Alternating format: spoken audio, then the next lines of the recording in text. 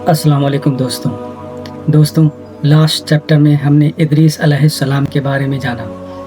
دوستوں، جب حضرت ادریس علیہ السلام نے آسمان پر قیام کیا تو دنیا میں پھر گمراہی اور نافرمانی بھر گئی، گناہ کے کام خوب ہونے لگے۔ آج ہم بات کریں گے ایسی کہانی کی کہ جو صرف ایک طوفان کی نہیں، یہ کہانی ہے انسانیت کے پہلے بڑے امتحان کی۔ یہ کہانی ہے صبر کی، ایمان کی اور اللہ پر پورے یقین کی۔ یہ کہانی ہے اس نبی کی جنہوں نے 950 سال تک اپنی قوم کو حق کا راستہ دکھایا۔ یہ کہانی ہے اس نبی کی جس کا ذکر قرآن پاک میں کئی مرتبہ آیا، نوح علیہ السلام۔ جی ہاں، چلیے سٹارٹ کرتے ہیں۔ چیپٹر نمبر 7، نوح علیہ السلام۔ دوستوں، حضرت آدم علیہ السلام کے بعد کئی نسلیں گزری۔ شروع میں لوگ اللہ کی عبادت کرتے تھے، لیکن دھیرے دھیرے نیک بزرگ لوگوں کی تصویریں اور مورتیاں بنانے کی ہوڑ سی لگ گئی، اور لوگ مورتیاں بنانے اور ان کو پوجنے میں مصروف ہو گئے۔ ان بزرگوں کے نام تھے ود، سوا، یاگوس، یاؤق اور نصر۔ یہیں سے شرک کی شروعات ہوئی، لوگ اللہ کو بھول گئے۔ تب اللہ نے حضرت نوح علیہ السلام کو چنا۔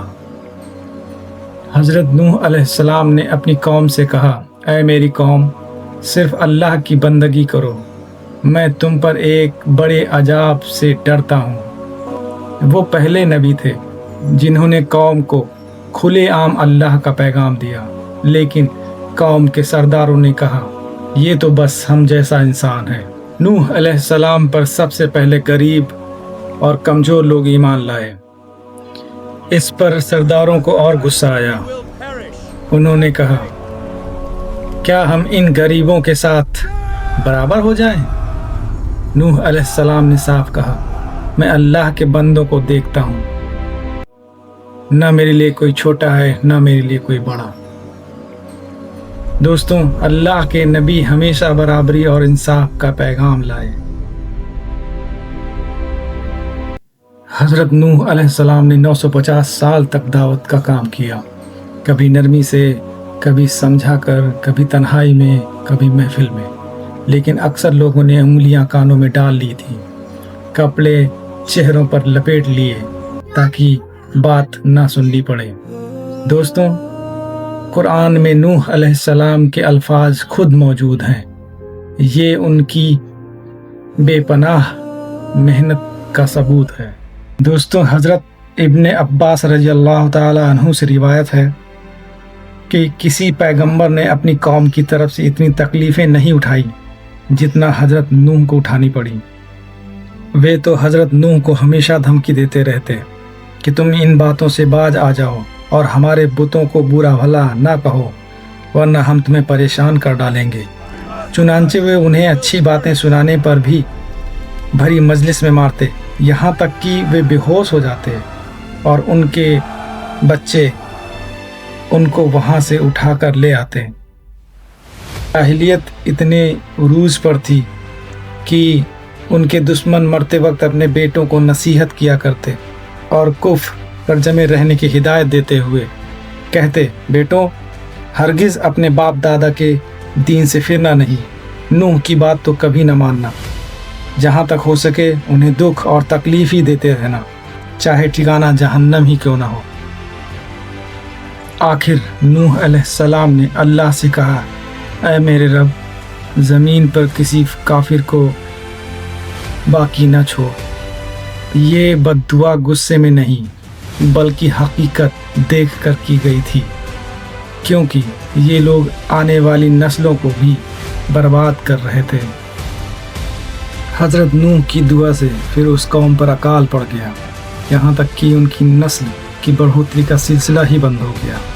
اس کے بعد اللہ کے حکم سے حضرت جبریل علیہ السلام نے ساج پیڑ بونے کا حکم دیا، اور کیا وہی پیڑ تھا جس سے اللہ پاک نے ایک کشتی بنانے کا حکم دیا۔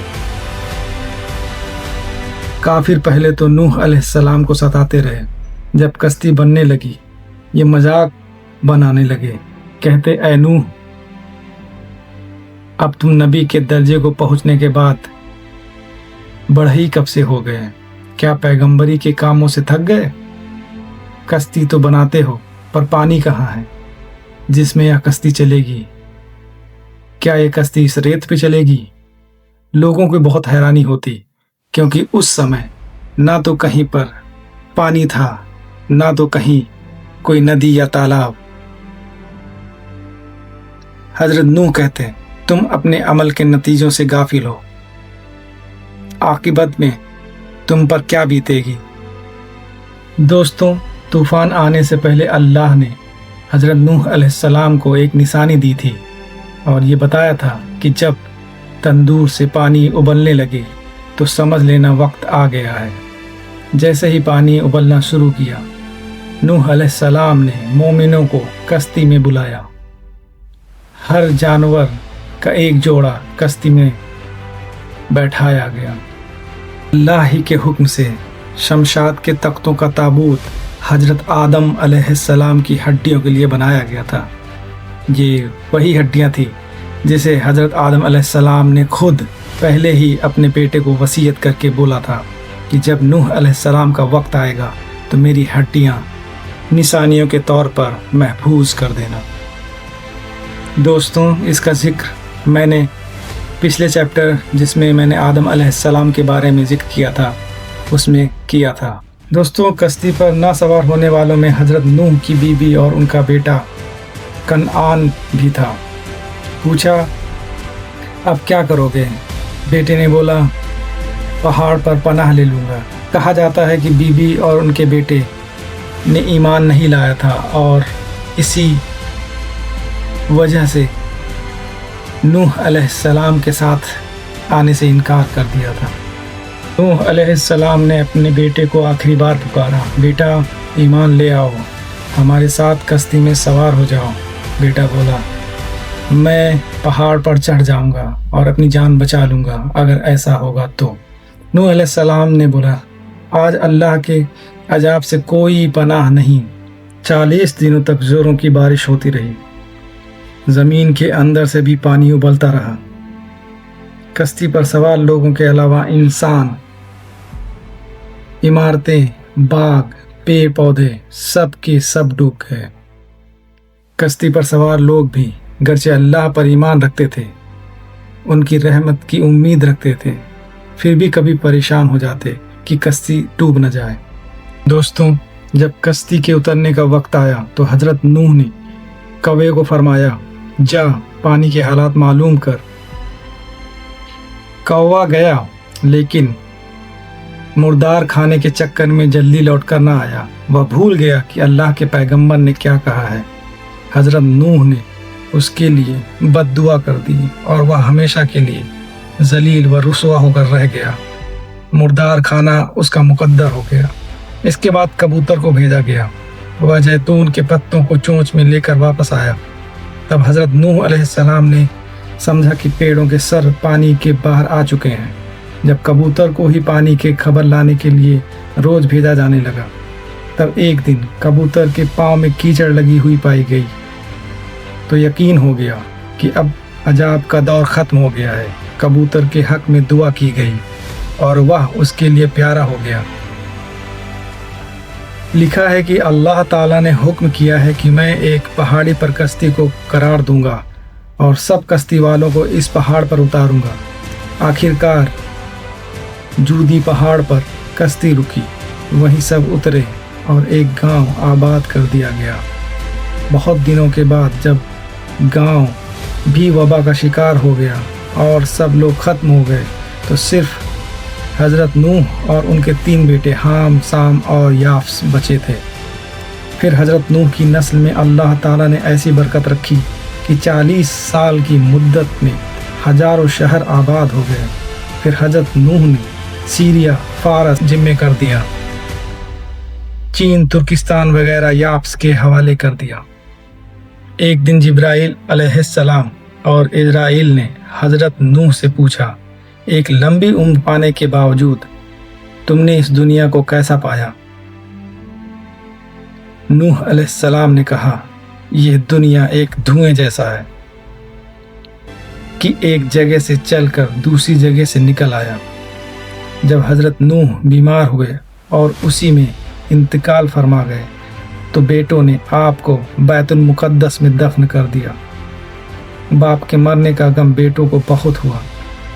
हजरत नूह को आदम सानी यानी सेकंड शेखुल अंबिया नजीउल्लाह भी कहते हैं। वह सच्चे पैगंबर थे, अल्लाह का पैगाम दूसरों तक पहुंचाते और उसकी इबादत में हमेशा लगे रहते। वह दिन में 300 रकात नमाज पढ़ते रहते थे।